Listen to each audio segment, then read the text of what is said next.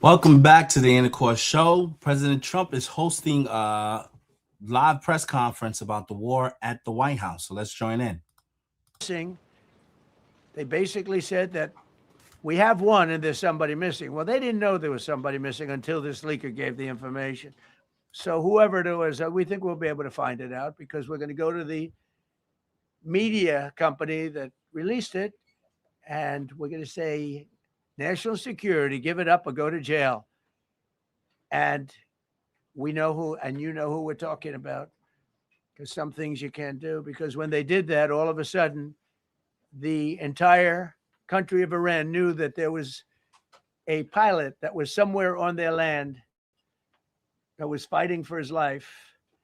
And it also made it much more difficult for the pilots and for the people going in to search for him. All of a sudden, they know that there's somebody out there. They see all these planes coming in. It became a much more difficult operation because a leaker leaked that we have one, we've rescued one, but there's another one out there that we're trying to get. So actually, the country, Iran, put out a major notice, you all saw it, offering a very big award for anybody that captures the pilot.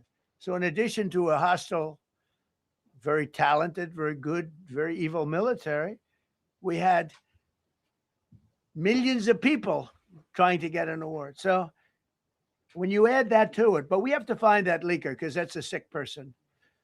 Probably didn't realize the extent of how bad it was. I can't imagine that the person did, but we're going to find out. It's national security, and the person that did the story will go to jail if he doesn't say, and that doesn't last long. And I think everybody would understand it. They put this mission at great risk.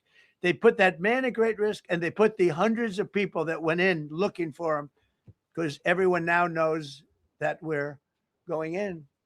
Over the past 37 days, America's armed forces have carried out more than 10,000 combat flights over Iran, unheard of, striking more than 13,000 targets. The F-15 we lost last week was the first manned aircraft downed by the enemy in this entire operation, with thousands and thousands of flights. They got lucky. It was a lucky hit.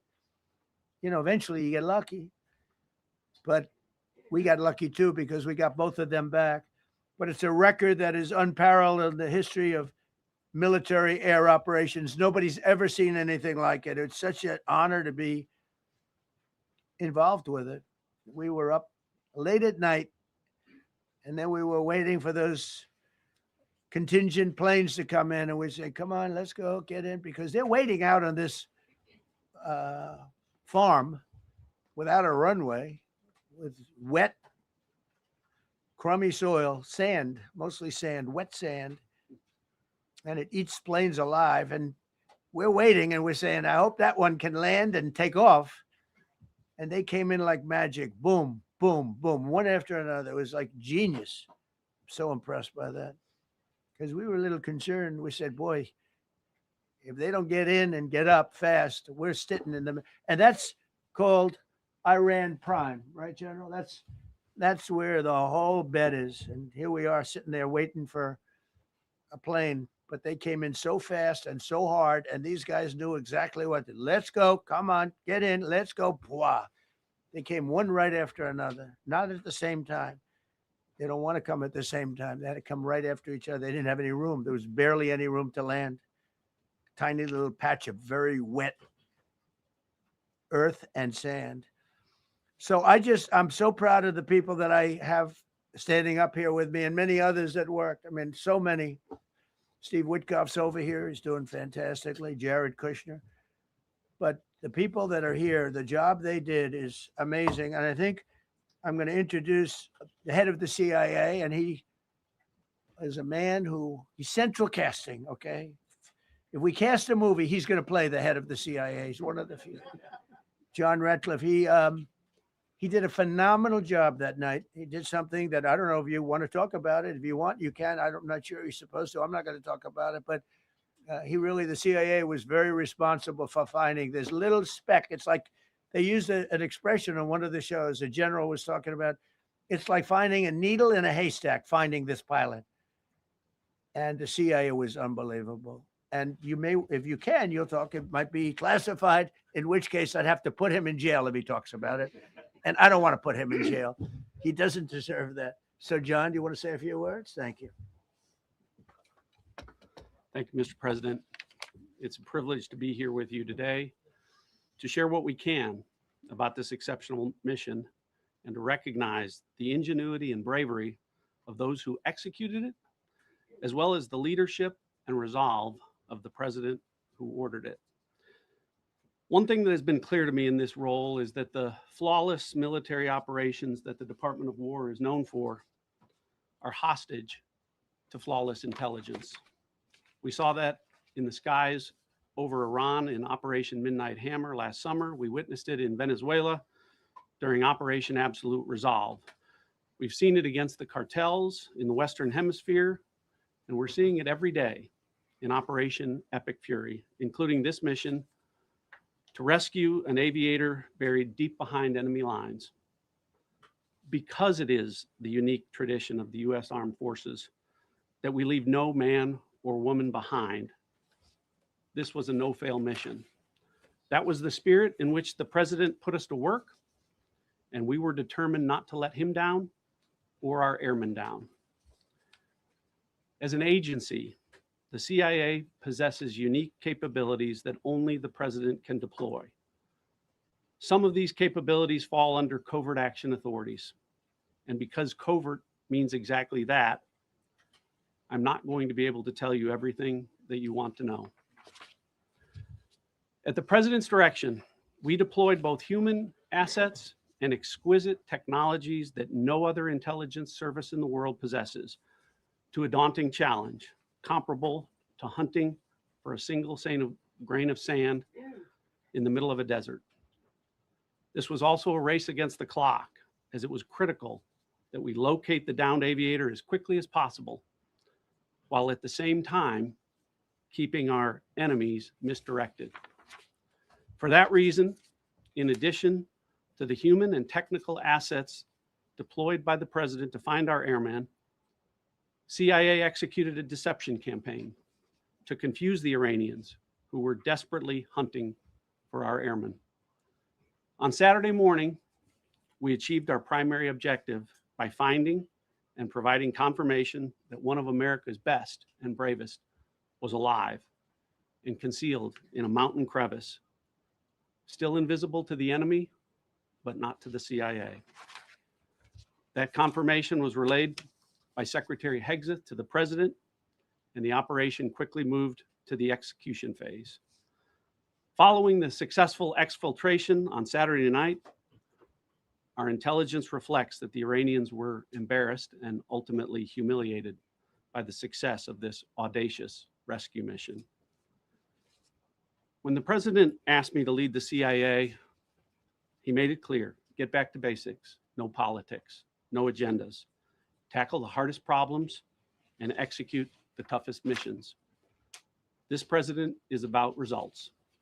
And now that's what his CIA is about too. The professionals at the agency and at the Department of War deserve immense credit for their flawless execution during this daring mission. Their skill, creativity, and courage are unmatched on the battlefield wherever they step. But none of that matters. And all of that is wasted without a president with the political courage to put them into action. Mr. President, I've had the privilege of seeing you act with political courage in the best interest of the United States up close on a daily basis, and I'm grateful that this successful mission has given the American people a window into that as well. The Secretary and Chairman will tell you that our service members' confidence is boosted by a Commander-in-Chief who has their back the same way they have yours. And I know that the confidence of CIA's officers is boosted by the knowledge that their work is informing a president who's not afraid to make the hardest decisions when the stakes are highest. And to the American people, your confidence should be boosted by knowing that the security of the nation is in the hands of a president who's willing to take on problems that have confounded both sides of the political aisle for nearly half a century. It is an honor to serve under a leader who just proved that you can believe him when he says, no matter what, we will leave no one behind. We will come for you. Thank you.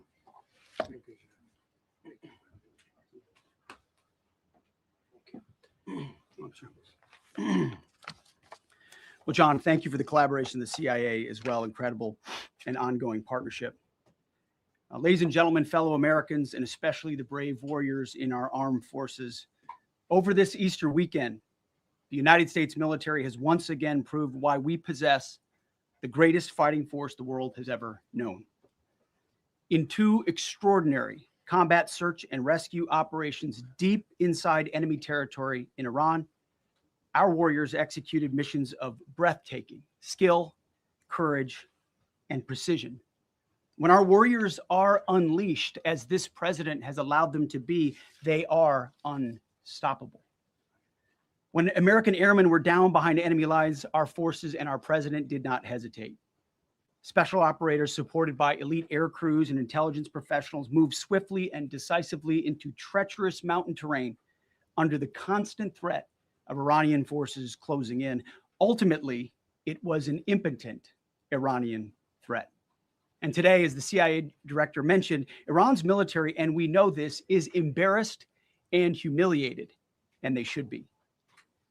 Now, these are not routine operations. They were high-risk, high-stakes missions conducted in the heart of enemy territory. This was not just barely into Iran. This was deep into Iran, involving coordinated strikes to suppress threats, deception tactics to protect our teams, and full synchronization across air, ground, and special operations. The Iranians are still asking themselves right now, how did the Americans do this?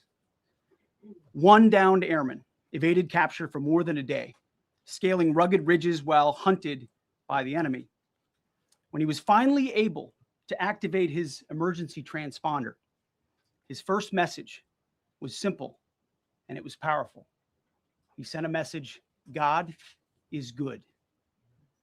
In that moment of isolation and danger, his faith and fighting spirit shone through. You see, shot down on a Friday, Good Friday, hidden in a cave, a crevice, all of Saturday, and rescued on Sunday.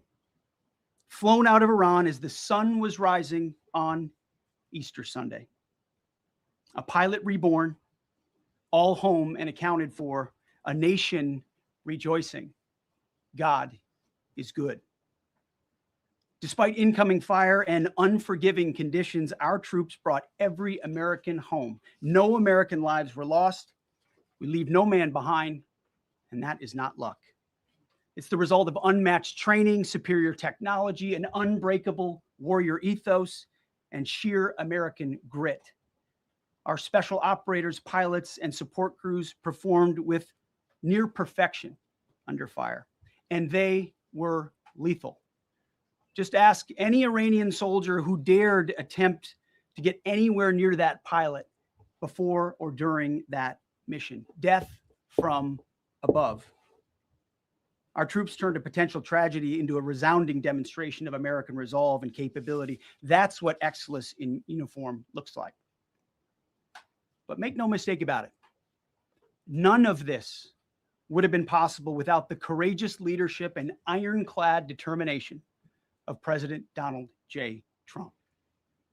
From the moment our airmen went down, President Trump made it clear we will leave no one behind. The first mission, the first of two, was an audacious daylight thunder run right up the middle.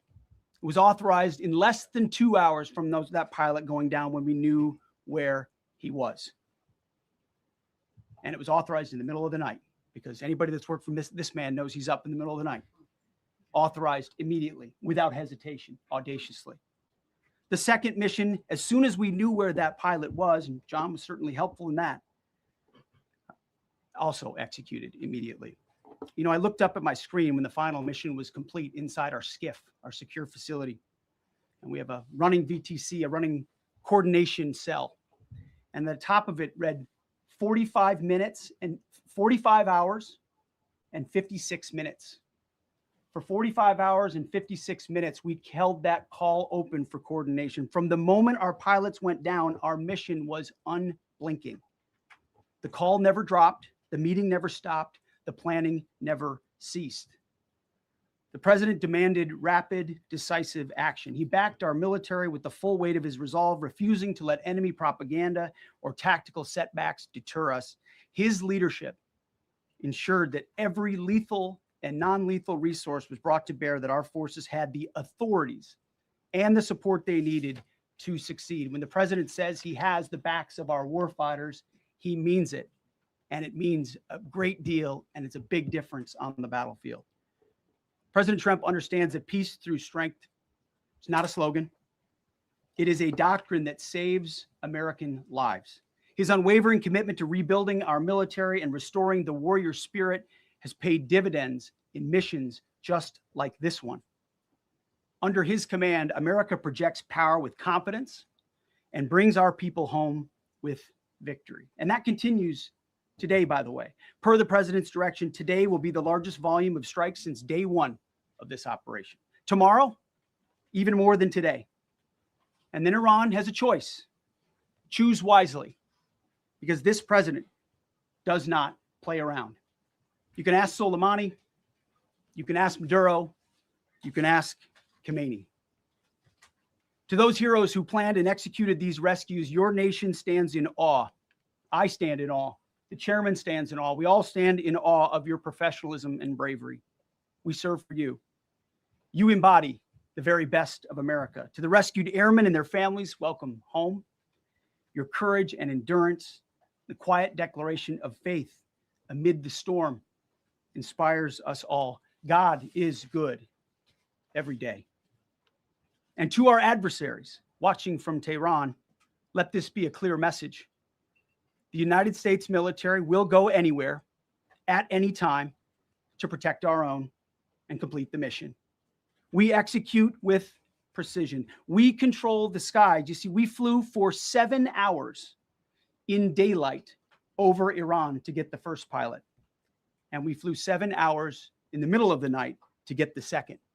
And Iran did nothing about it. We fight with honor, and under President Trump's leadership, we win. So God bless our troops, God bless President Trump, and God bless the United States of America. Thank you. Well, good afternoon, everyone. Thank you, Mr. President. Thank you, Mr. Secretary.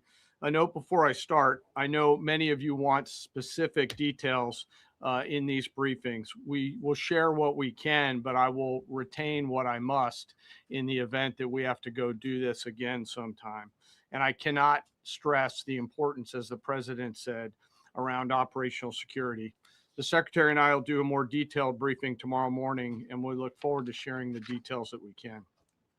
On Thursday, 2 April at 10:10 p.m. Eastern Time, 4:40 in the morning, local Iran time, the Joint Personnel Recovery Center, which handles the Central Command area of responsibility, declared an isolated personnel recovery event for a U.S. Air Force F-15E Strike Eagle, call sign Dude 44, which was down in hostile Iranian territory. The pilot and weapons system officer had both safely ejected and were isolated behind enemy lines. Following confirmation of active rescue beacons and on the direction of the Secretary and by order of the President, a rescue operation was launched with the stated purpose of bringing both Americans home safely. As the Secretary said, several hours later on the morning after positively locating the front seater, call sign Dude 44 Alpha, and aware of an aggressive ongoing search by the enemy, a U.S. Central Command plan was approved by the Secretary and the President. Shortly thereafter, a U.S. Air Force Combat Search and Rescue Task Force comprised of A-10 Warthogs in their Sandy role, and I'll describe what that is in a minute, HC-130 Combat King 2s, HH-60 Jolly Green 2 helicopters, and Air Force Special Warfare Airmen, a package comprised of combat rescue officers and pararescueman operators, audaciously penetrated enemy territory in broad daylight to find, fix, and recover Dude 44 Alpha from behind enemy lines. This was an incredibly dangerous mission, an incredibly dangerous undertaking, but a filled promise made to every American warfighter that you will not be left behind. We will always come find you, and we will always bring you home. Over the next hours, the search and rescue task force crossed the beach, entered into Iranian airspace, protected by a fighter strike package, and moved into the objective area, all under fire. En route, as some of you have seen on social media, the helicopters took gas off the C-130s and pressed onward and forward up into the objective area. While this was ongoing and out in front of them, the Sandy flight of A-10s and other remotely piloted aircraft, drones, and other tactical aircraft were violently suppressing and engaging the enemy in a close-in gunfight to keep them away from the front seater and allow the pickup force to get into the objective area. During this engagement, one of the Sandy aircraft, the one primarily responsible for communicating with the downed pilot, was hit by enemy fire. This pilot continued to fight, continued the mission, and then upon exit, flew his aircraft into another country and determined that the airplane was not landable. This was one of our A-10 Sandy aircraft. The pilot then made the decision to eject over friendly territory and quickly and safely recovered and is doing fine. After picking up Dude 44 Alpha, the HH-60 Jolly Green fight was engaged by every single person in Iran who had a small arms weapon. And one of the aircraft, the trailing aircraft, took several hits. The crew sustained minor injury, and they are going to be fine. A note for those of you that do not know what a Sandy does. Named after the flight call sign that did this very mission in Vietnam, flying A-1 Sky Raiders and A-7 Corsairs, a Sandy has one mission: get to the survivor, bring the rescue force forward, and put themselves between that survivor on the ground and the enemy. They are committed to this. This is what they live for, and this is what they've trained for over many, many years. The A-10 force and the rescue force did a fantastic job rescuing Dude 44 Alpha. He was recovered Friday afternoon. As I said, and the nation needs to know this, this was an incredibly brave and courageous mission, and a testament to the courage, skill, and tenacity of the joint force and our leaders. And especially a daylight option, having the guts to try, means so much to so many. Meanwhile, the backseater, as the president and the secretary have said, had continued to work and survive. Through the hours of daylight, Dude 44 Bravo, the backseater, evaded. Using every means available, the efforts of the United States military, the Central Intelligence Agency, and others were attempting to find and locate with precision Dude 44 Bravo, the backseater. A note on the backseater and the front seater. The single most important contributor to a successful rescue operation is the spirit of attack inside the heart of that downed aviator. Their will to survive, their will to evade, their will to recover is everything. In this case, the backseater's absolute commitment to surviving made much of our efforts possible. On Saturday, 4 April, after establishing positive communications with the backseater, we learned, as the president said, that he was injured and actively evading enemy forces. And thanks to our interagency partners, we were able to get eyes on his location and positively ID him. Throughout this entire time, the enemy force continued to search for 44 Bravo, and the joint force continued to strike them over and over and over again. Fighting off marginal weather in Iran and the enemy's search for a second time on Saturday, at the recommendation of the CENTCOM commander and at the approval of the secretary and the president, we launched a rescue task force to recover Dude 44 Bravo. Again, this came to the president and the secretary for approval, this time with a much larger force package based on the time that the enemy had to prepare to find 4-4 Bravo. Again, this force was protected by A-10 Warthogs using the Sandy call sign. And this force had one single mission: do everything they can to bring an American home.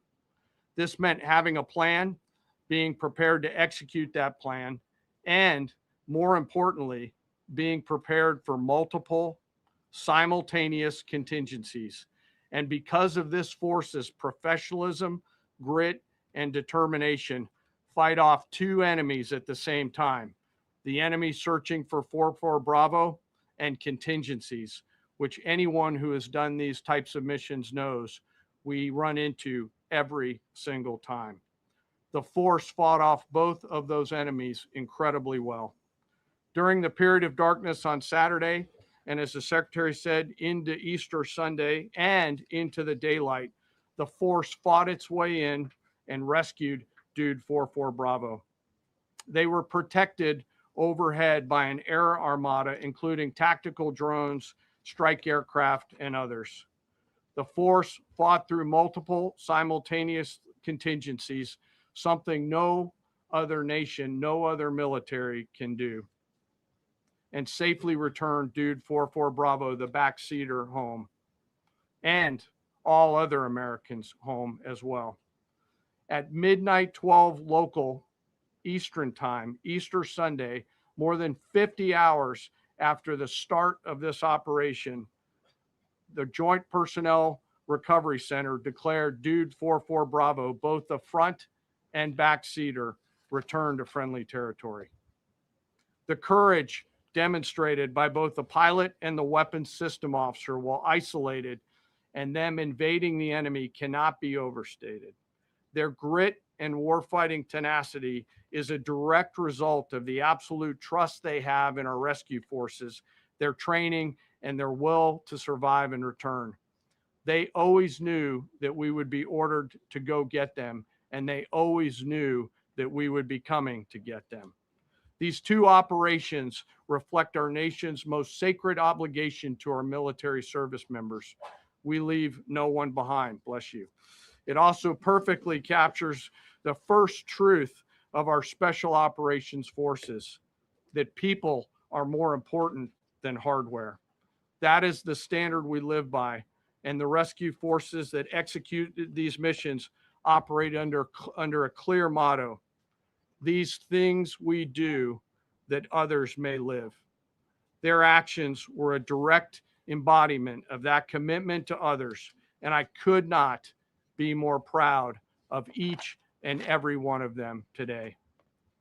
As the Secretary said to our enemies, this operation serves as a clear reminder of the capability and will of America's joint force. The United States of America will recover our warfighters anywhere in the world, under any conditions, when we want to. We will always bring overwhelming skill and firepower. To every member of the joint force, our interagency partners, the leadership at CENTCOM, and our leaders at the department and above, thank you. I'm proud of each and every one of you and thankful to our deployed forces and their families. And lastly, and most importantly, to Dude 4-4, welcome home. Job well done. Thank you.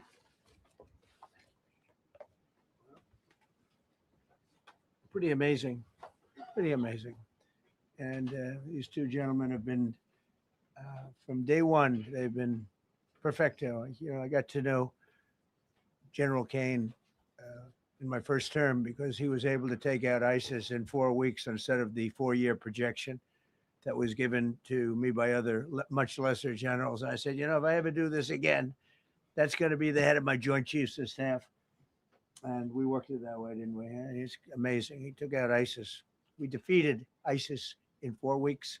I was told it would take 4 years. I flew to Iraq to find out with the greatest equipment in the world, why would it take 4 years? And he told me, sir, it won't. It'll take 4 weeks and you'll have time left over. And that's exactly what happened. So he's great. And Pete, all I can say is that he was treated very unfairly. And now those same people that treated him unfairly, that fought against him, they called me up saying, what a great choice he was. They said, well, what happened during his nomination? What happened to you? I'm telling you, people that were not for him, senators, friends of mine, sir, I don't think you're doing the right thing. Now they're calling me up. What a choice. These two guys are fantastic. And John Ratcliffe was incredible. It was actually their genius that called us from, it was 40 miles away. And he said, you know, we're seeing something moving up in the mountain. This is at night. And they kept the camera on him for 45 minutes. He wasn't moving. And they said, you know, probably wrong, but we're seeing something moving. This is a vast mountain, vast, thick, with bushes, trees. He said, we see something moving 40 miles away. It was the head of a human being. I'm telling you, it's moving. And then all of a sudden, 45 minutes later, he moved a lot. Stood up. And they said, we have him. And that was really the beginning of something incredible. We had an idea where he was, but not specifically. That's a big mountain. So I want to thank the CIA, too. I don't think they get enough credit for the great job they've done. Yes, please. Thank you very much, Thank Mr. you. President, for this great opportunity. Country, it has super army. You make a difference, Mr. President. Thank you for your greatest leadership. Thank you. I have two quick questions, Mr. President. What was your reaction when you learned that Kurdistan region had resumed exporting oil to the international market with your support as United States of America? Well, I expected that. We've gotten along with the Kurds for a long time, so I expected that. Another question, what would be your reaction if the Iranian people rise up against their regime during a ceasefire, Mr. President? Well, they should do it, but again, the consequences are great. I mean, they were told if you protest, you will be shot immediately. You saw what happened to the young wrestler. He was a great champion, by the way. He was a great wrestler, one of the top in the world. And he and his two friends were hung. And all they did was say a little bit about liberty. They wanted liberty, and they were violently executed. But the number is up to probably 45,000 people were killed. So, you know, when somebody stays in a house, when they know if they walk out of the house to protest, they'll be immediately shot and killed. And they issued that, you know, that was publicly issued. It's not a secret. That's why so many people say, oh, well, why are you doing this way? We can't let Iran have a nuclear weapon. You know, we got regime change. We do. We're dealing with a much different regime than before. We're dealing with different people. They're smarter. I think they're sharper and far less radical. We have regime change, but we didn't do this for regime change. We did it for the fact, and my view was very simple. I saw somebody said, oh, he doesn't have a plan. I have the best plan of all, but I'm not going to tell you what my plan is. You know, they want me to say, here's my plan. We're going to attack at 9:47 in the morning, and then we're going to do this, and then we're going to, and if you don't do that, they say, I have a plan.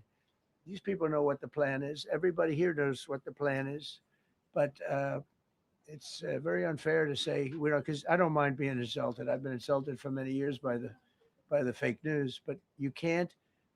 It's so bad for the people that are so pro. You just saw two great, and John Ratcliffe, three unbelievable people. They have a plan.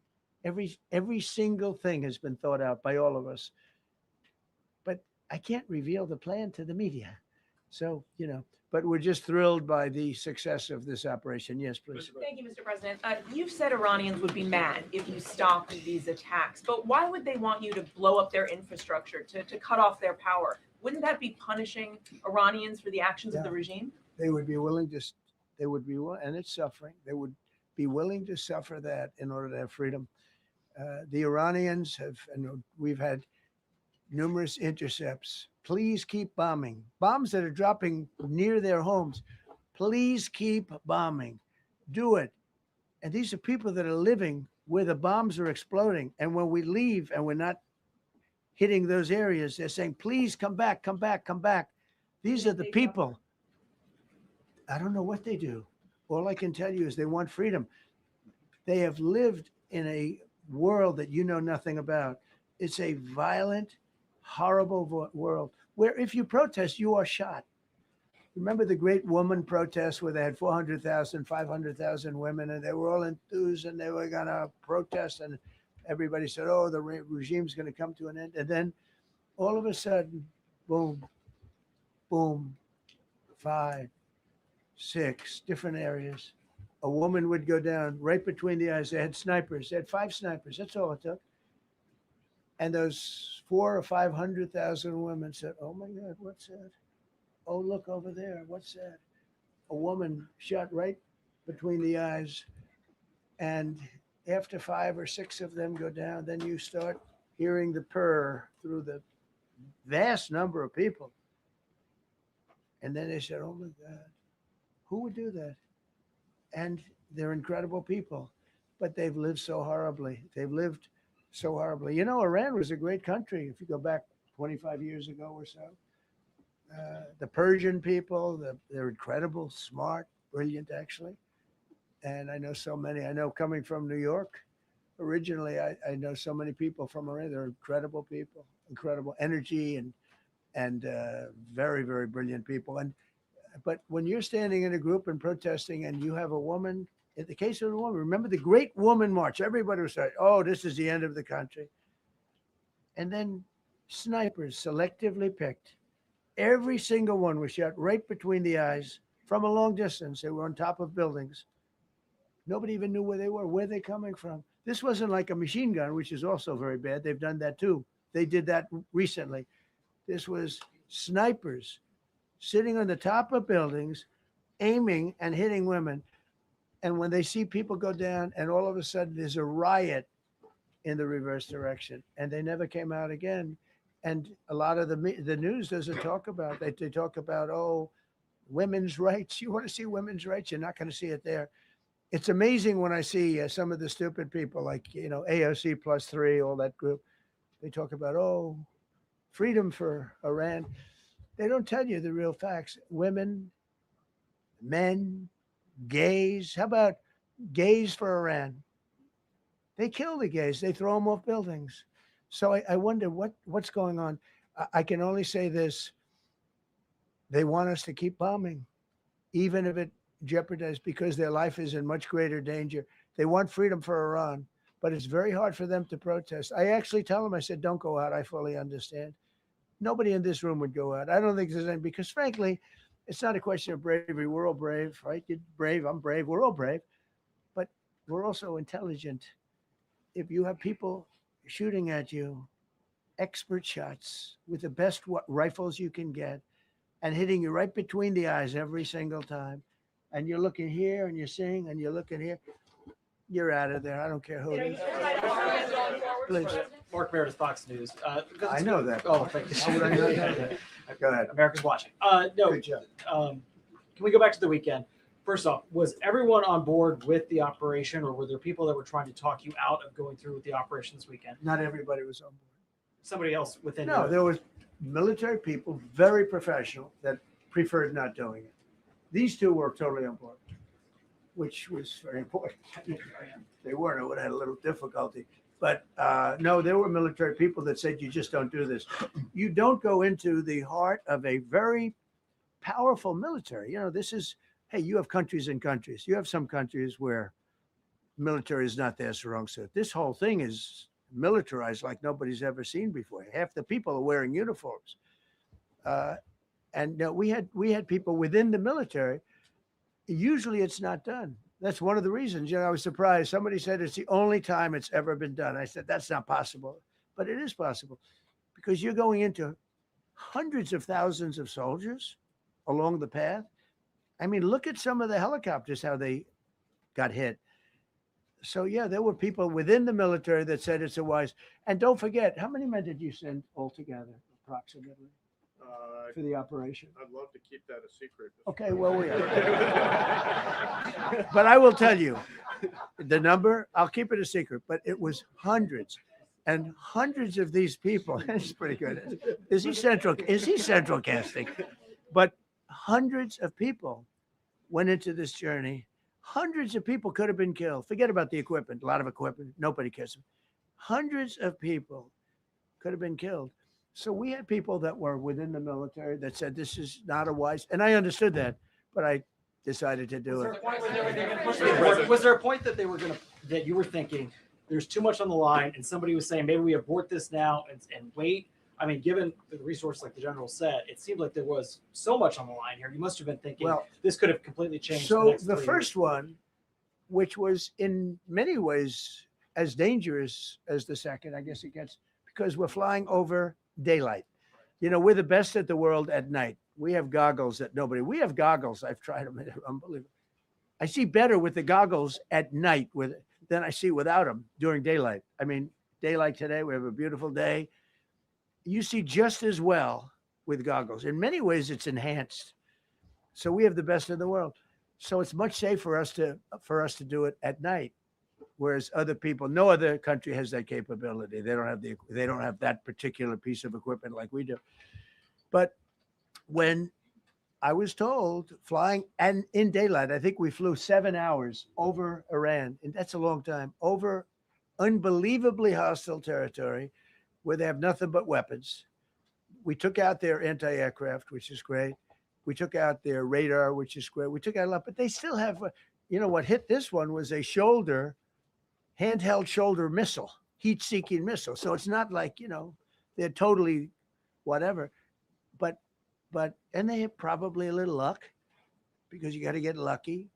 But they shot it and it got sucked in right by the engine. But these guys were out of there. They were great. Their timing was great. But no, I was told that this is a very dangerous mission. I understand. They didn't say it's a foolish mission. They said, you know, we're going to be sacrificing hundreds of people do this. This is, I mean, you have tankers that are flying over this area so that because the flight was so long, they had to refuel. It's a very dangerous mission. I just felt it was worth it. If you would have told me that we would have been successful, gotten both, and nobody was even essentially injured, I would have said that would be impossible. Yeah, please. Mr. President, thank you very much. Thank you, sir. Well, I'll come back to you. Okay, thank you. Given that you are now dealing, you say, with a more reasonable, less extreme leadership in Iran, what does that mean for the protesters, for the human rights movement in that country after this conflict? Well, I What's think your positive. expectation? Yeah, if they assume control, if we do something and they assume control, I think it's very positive, a big step. I don't think you'd see the radicalization that you have seen in the last. Look what happened. I mean, women are being executed because they're not properly clothed, they say. They're not properly clothed, and they execute the women. They shoot them right on the street. No, you have a much different group of people. Now, I'm not saying we are dealing with them. Essentially, they have till 8 o'clock tomorrow night, Eastern time. But we are dealing with them. I think it's going well. Mr. Witkoff is here, and JD's involved in the dealing. Mr. Witkoff is sitting right here, and I think it's going fine, but we'll have to see. You have to understand, we've been dealing with these people for 47 years. I'm standing here with a much more powerful Iran as of a month ago, not anymore. Right now, they are decapitated. But I'm standing here a month ago with a much more powerful Iran than it was at any point during 47 years. This should have been handled by 7 presidents, a lot of presidents. And those presidents are saying now, every one of them to their friends, we should have done this a long time ago. So it's not something I like doing. It's very dangerous. And we're getting them at the height of their strength. If I didn't terminate the Barack Hussein Obama Iran nuclear deal, they would have had don't forget, that was a path to a nuclear weapon. Remember this. He chose Iran over Israel, pure and simple. How Israel can vote for a Democrat is if you're Jewish in New York City or any place else in this country, and how you can vote for a Democrat is unbelievable, because he chose Iran, a very hostile Iran. Remember when he filled up a 757 with cash, billions of dollars of cash, and he sent it over to them. Then they gave them tens of billions of dollars. He chose Iran over Israel and really the Arab world, if you look, because, you know, the other Saudi Arabia, Qatar, UAE. I mean, you take a look. I mean, I can add Kuwait and I can add Bahrain, and you can add others. He chose such an unlikely candidate. Nobody could believe it. Frankly, if you're going to choose between Iraq and Iran, he should have befriended Iraq. He went in the exact opposite direction of all thinking, and he made a terrible mistake. But that was a road to a nuclear weapon. And when I terminated that, everyone said, oh, he terminated it. It was one of the best things we ever did because he had a road to a nuclear weapon. And it was a very short-term deal. You know, countries don't do 10-year deals. Countries do hundreds of years. You don't do a 10-year deal. For a country, this isn't, you're a landlord and you're renting a store on a certain street and you give somebody a 5-year or 10-year lease. This is a country. It was a short-term deal. It was ready to expire. I terminated it before it expired. Took a lot of heat, and it was one of the best things I ever did because he would have had a nuclear weapon. Then he would have had another nuclear weapon, had those beautiful B-2 bombers not gone in 8 months ago and obliterated that site. And by the way, the word is obliteration. CNN said, well, maybe it wasn't complete. It was so complete that they still haven't been able to get it. It was obliteration. But if we didn't hit them, that was a courageous decision too, because we had all those planes flying in at night with very little cover, unbelievable stealth planes, and they were able to do their job. If we didn't do that, Iran would have had a nuclear weapon at a high level, either one of those two instances. And if they did, in my opinion, I told this to Bibi Netanyahu yesterday, Israel would have been extinguished. Large portions of the Middle East would have been extinguished, whether it's Saudi Arabia, Qatar, UAE, or others. And you saw that with thousands of missiles raining down upon them. They didn't think they were going to be hit. They thought they'd be watching us fight. And all of a sudden, UAE got hit by 1,500 missiles. He would have taken them out also. And they were powerful. If I didn't come along and terminate the Obama deal, which was terrible, the Iran nuclear deal was a road to a nuclear weapon, a big one, unlimited, legally. I terminated it without even much thought. It was so easy. I terminated that. And then the B-2 bombers. And I did one other thing. I had killed Qasem Soleimani, who was an evil genius. And the reason I did it, I heard he was going to knock out 5 of our military bases. And had he lived, I believe we would be fighting perhaps a different Iran right now, because he's never been replaced, you know. And I did one other, but this one was not picked up. Osama bin Laden. If you read my book, I said you got to take him out 1 year before the World Trade Center came down. So I wish you'd read the book. But you, as a president, to be a good president, I believe you have to have good instincts. And a lot of this is instinct. Yeah, please. Thank you so much for taking my question, Mr. President. Mr. President, last week you suggested that Europe should take the lead on reopening the Strait of Hormuz. Has circumstances changed now that you're issuing a direct 48-hour ultimatum? And secondly, would a new ceasefire include Israel, or would it just be between Iran and the US? I can't talk about ceasefire, but I can tell you that we have a active, willing participant on the other side. They would like to be able to make a deal. I can't say any more than that, but they'd like to do it. You've listed the goals.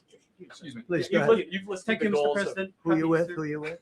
My name is Dia Kurd. I'm with the largest Kurdish media outlet, Huda Media Network. It's based in Iran. Go ahead. Mr. President, you said before that you don't want the Kurdish forces to enter Iran and be harmed. Do you still want them to stay away, or what role do you expect them to play now? I'd rather have them stay away. And then, I'd rather have them stay away because I think they bring with them some problems and some difficulties. And I don't think they bring death, I mean, you know, to themselves. But I'd rather have them stay away. Go ahead. Thank you, Mr. President, for the question.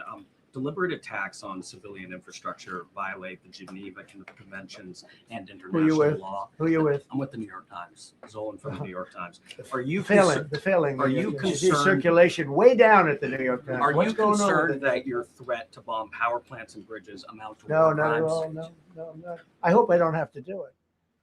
But again, I just said 47 years they've been negotiating with these people. They're great negotiators. And because they're not going to have a nuclear weapon. And if somebody that takes my place someday is weak and ineffective, which possibly that will happen because we had numerous presidents that were weak, ineffective, and afraid of Iran, we're never going to let Iran have a nuclear weapon.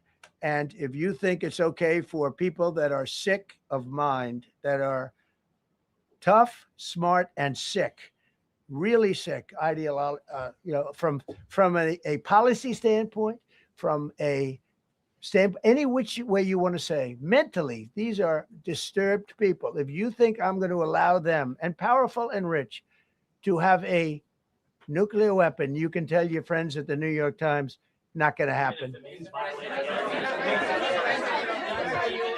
violating international law. Quiet. You no longer have credibility at the New York Times. Because the New York Times said, oh, Trump won't win the election, and I won in a landslide. I won every swing state. New York Times said, oh, Trump won't win the election. New York Times has no credibility. The credibility they have is it used to be all the news that's fit to print. The old gray lady, it was great, but they're running on past fumes, and you can't keep doing that. You have to be able to give the correct news. And people like you, who I know, are fake. You're fake. Go ahead, please. Your messaging on the war has moved from the war is coming to an end to war going to be bombing Iran to the Stone Ages. Right. And we've heard a range of those kind of messages. So which is it? Are you winding this down or are you escalating? I can't tell you. I don't know. I can't tell you. Depends what they do. This is a critical period. They have a period of, till tomorrow at 8 o'clock. I gave them an extension. They asked for an extension of 7 days, right? I said, Steve, give them 10 days. 10 days is up actually today. So I gave them 11, I guess, indirectly. I thought it was inappropriate the day after Easter. I want to be a nice person. They have till tomorrow. Now we'll see what happens. I can tell you they're negotiating, we think, in good faith. We're going to find out. We're getting the help of some incredible countries that want this to be ended because it affects them also. A lot of people are affected by this, but we're giving them till tomorrow, 8 o'clock Eastern time. And after that, they're going to have no bridges. They're going to have no power plants. Stone Ages, yeah. Stone Ages. CNN fake news. Are you willing to make a deal that does not include reopening the Strait of Hormuz, or is that now a top priority? I would say it's a very big priority because, see, that's one thing that's a little different than other things. We can bomb the hell out of them. We can knock them out for a loop. But to close the strait, all you need is one terrorist that somehow has a truck loaded with, because you can carry them in trucks, large trucks, a water mine, drop them in the water. And now you tell people that own ships that cost $1 billion to don't worry about the mine. You can do that even just by saying we put mines in the water. So it's not like the rest. We can knock out their military. We already have. We've knocked out their Navy. We've knocked out their Air Force completely. We've knocked out 158 ships in 3 days. We've knocked out even their mine droppers. They don't have any mine droppers anymore, but they put them on other boats and they could drop them. I'm not even sure they have any mines there, by the way. I'm not sure. I'm personally, they say there might be 8. I don't know. I think there might be none because they're very good bullshit artists. That's why for 47 years they've been bullshitting other presidents and they haven't done the job. And people are living in hell. You live in that country, they're living in hell. No, I think that 47 years of this stuff is long enough. They're at the weakest point they've ever been. They have no Navy. They have no Air Force. They have no anti-aircraft weaponry. They have no radar. They have no communication. In fact, the biggest problem we have in our negotiation is that they can't communicate. I said to Steve, what are they saying? Sir, they can't communicate. They have no method of communication. So we're communicating like they used to communicate 2,000 years ago with children, bringing a note back and forth. They have no communication. But all I want to see is I want to have a safe world. And you're not going to have a safe world. Israel will be gone. The Middle East will be gone. And then they're coming for Europe. And I have to tell you, I'm very disappointed in NATO. Very. I think that NATO, I think it's a mark on NATO that will never disappear. Never disappear in my mind. You know, they're coming to see me on Wednesday. They're going to say, oh, we'll do this, we'll do that. Now they all of a sudden want to send things, you know. But they said it loud and clear at the beginning when I spoke to UK of all. I would have said they would have been the first because they're the oldest. And I say, yeah, I'd love to have a little help. He said, no, sir, we'd rather wait till you win. I said, I don't need help after we win. They have 2 old broken aircraft carriers, barely work. I said, I guess we can use them. Who the hell knows? I called the general. He didn't even want them. He said, we don't really need them. We got the SS Abraham Lincoln, sir. We don't need them. You know, we have, in terms of technology, we had one day 101 missiles going at 2,700 miles an hour aimed at the Abraham Lincoln. 101 missiles. Out of 101 missiles, 101 missiles were shot down. Unbelievable technology. 10 years ago, 5 years ago, I don't know if that would have been possible, but 10 years ago, that wouldn't have been possible. 101 missiles heading to a ship that's not that far off the coast.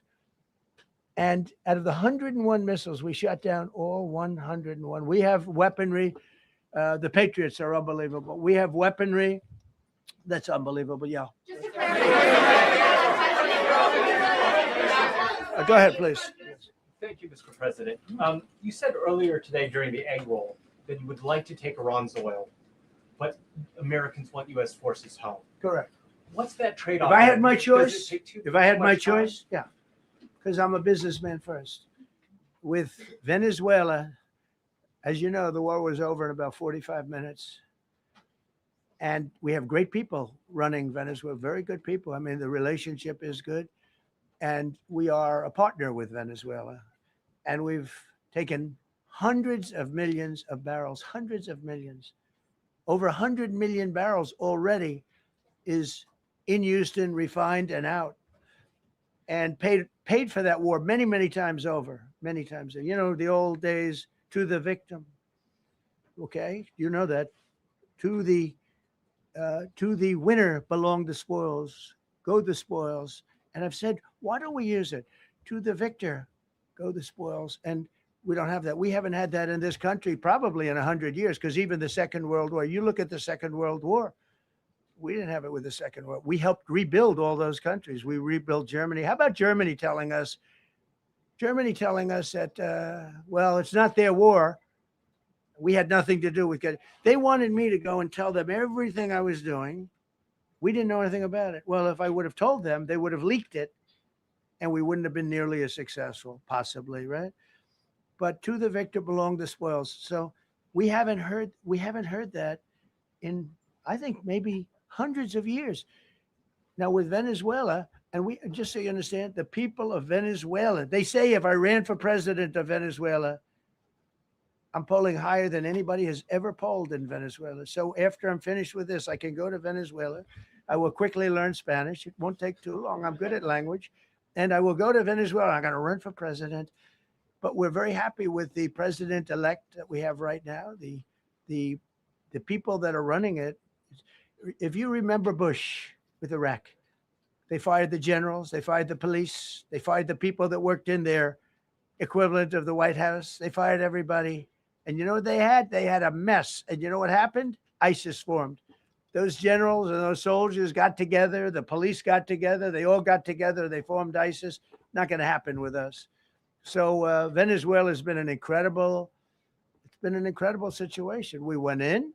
We were very successful. Military power like nobody's ever seen. The general, Venezuelan general, said, I was on that site. I said, I've never seen ferocity like that. I've been doing this for 40 years. He said, I've never seen it.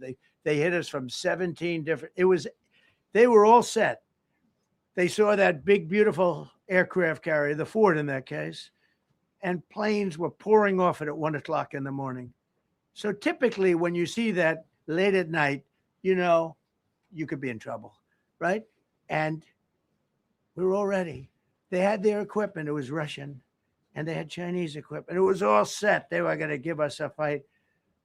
He said, and then they came, and they came at speeds like we've never seen. And they came at 17 different angles. The general and his people, that was a lot of angles. They hit him from every angle. He said, we knew it was over in 3 minutes.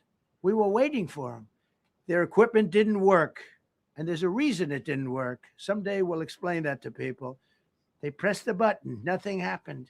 They pressed it again and again, nothing happened. And he said, we knew this whole thing was over in 3 minutes. We've never seen any, he used the word ferocity. The ferocity of these planes from 17 different angles, and it was over. They went inside. And remember, that was on a military base with thousands of soldiers.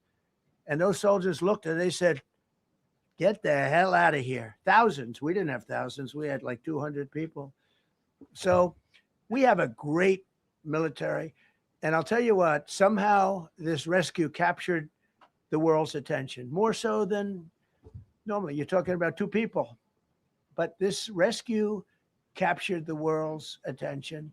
But we did it in Venezuela. That was amazing. And now we have a very bad man in prison and going to trial. I mean, he released, aside from the drugs, which he was terrible, Maduro released hundreds of thousands of people from jails into our country.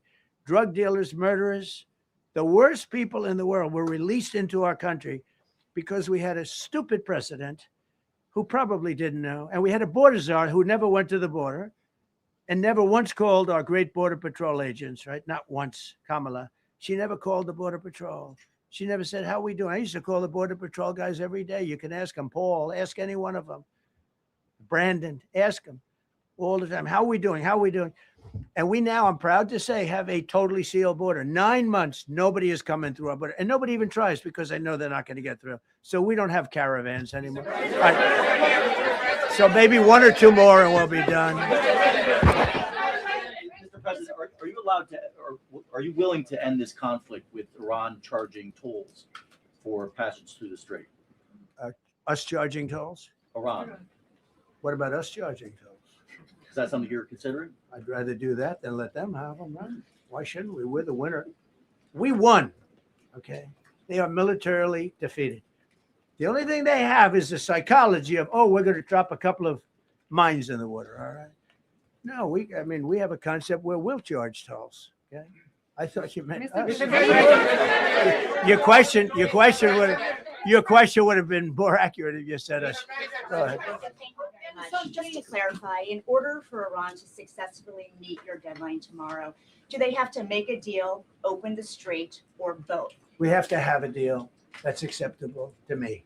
And part of that deal is going to be, we want free traffic of oil and everything else. Mr. President, thank you very much. You've said glory be to God in this conflict. Do you believe that God supports the United States' actions in this I do, war? because And have you God sought is his direction? good, because God is good, and God wants to see people taken care of. God doesn't like what's happening. I don't like what's happening. Everyone says, I don't enjoy this. I don't enjoy it. These 2 guys don't enjoy it. You know, people say, oh boy, they're so tough. I don't like seeing people killed. I've ended 8 wars. Nobody's ever done it. The person who won the Nobel Prize came to me and said, you deserve the Nobel Prize. She announced that. When they announced, they said, goes to Maria. She's a great person, really a good person. She said, no, this is ridiculous. They gave me the Nobel Prize. President Trump ended 8 wars. I could go over every one of them, including India and Pakistan, where the Prime Minister of Pakistan said, President Trump saved from 30 to 50 million lives. That makes me much happier than what we're doing right now. That makes me much happier. We have 1 more to end, by the way. Okay. President, you called yesterday in your Truth Social, you called the Iranians crazy bastards. True. What is your response to critics who say that I don't care about critics. What is your response to critics who say that it is your mental health that should perhaps be examined as this war continues? I haven't heard that. But if that's the case, you're going to have more people like me, because our country was being ripped off on trade, on everything for many years until I came along. So if that's the case, you're going to have more people. Dasha, go ahead. Joshua. You said that very little is off limits in Iran as far as targeting, Yeah. including power plants, bridges. You've mentioned those. Very little is off limits. Are there certain kinds of civilian targets, though? I'm thinking schools I don't want or to tell you that. hospitals that you I don't want would to say tell is you off- that. Are- We have a plan because of the power of our military, where every bridge in Iran will be decimated by 12 o'clock tomorrow night, where every power plant in Iran will be out of business, burning, exploding, and never to be used again. I mean, complete demolition by 12 o'clock. And it'll happen over a period of 4 hours if we wanted to. We don't want that to happen. We may even get involved with helping them rebuild their nation. And you know what? If that's the case, the last thing we want to do is start with power plants, which are among the most expensive thing, and bridges. You saw the bridge one. We were very close to a deal. And then I got a call from Mr. Witkoff, Mr. Kushner, and JD saying, I think they're breaking the deal. I said, tell them that's okay. Don't worry about it. But tell them to look out their window and watch. And within 45 minutes, I gave the order to knock out the biggest bridge. I gave the order, knock out the biggest bridge in, I believe, the Middle East, but the biggest bridge in Iran. And within 10 minutes after I gave that order, that bridge was over. So do I want to do that? No. Do I want to destroy their infrastructure? No. It will take them 100 years to rebuild. Right now, if we left today, it would take them 20 years to rebuild their country, and it would never be as good as it was. And the only way they're going to be able to rebuild their country is to utilize the genius of the United States of America. On NATO, you voiced your displeasure with NATO in the past. Is there a danger to the U.S. not being the de facto of the leader of the alliance, and then other powers within the alliance then getting the decision making when it comes to wars and nuclear weapons? No, it's not a danger. Look, we went to NATO. I didn't ask very strongly. I just said, hey, if you want to help, great. No, we will not help. I said, that's all right. You don't want to help? Because I've always said NATO's a paper tiger. See, NATO's a paper tiger. Putin's not afraid of NATO. Putin's afraid of us, very afraid of us. And he's explained it to me a lot of times. I got to know him very well. I know him very well. NATO's a paper tiger. NATO is us. And when we needed them, we didn't need them, by the way. We didn't need them, obviously, because they haven't helped at all. Just the opposite. They've actually gone out of their way not to help. They didn't even want to give us landing strips. Think of it. And it's not just NATO. You know who else didn't help us? South Korea didn't help us. You know who else didn't help us? Australia didn't help us. You know who else didn't help us? Japan. We've got 50,000 soldiers in Japan to protect them from North Korea. We have 45,000 soldiers in South Korea to protect us from Kim Jong-un, who I get along with very well, as you know. Do you notice he said very nice things about me? He used to call Joe Biden a mentally retarded person, okay? So don't tell me about your stuff. Joe Biden, he said he's a mentally retarded person. He was so nasty to Joe Biden. It was terrible. But to me, he likes Trump. And you notice how nice things are with North Korea? It's very nice. But we have 45,000 people, soldiers, in harm's way, and right next to Kim Jong-un with a lot of nuclear weapons. 45, which should have never happened if a certain president, I'm not going to mention this president because I happen to like him, believe it or not, but if a certain president did his job, Kim Jong-un would not have nuclear weapons right now. But they were all afraid to do their job properly. But just to conclude and just to finish, Japan didn't help us. Australia didn't help us. South Korea didn't help us.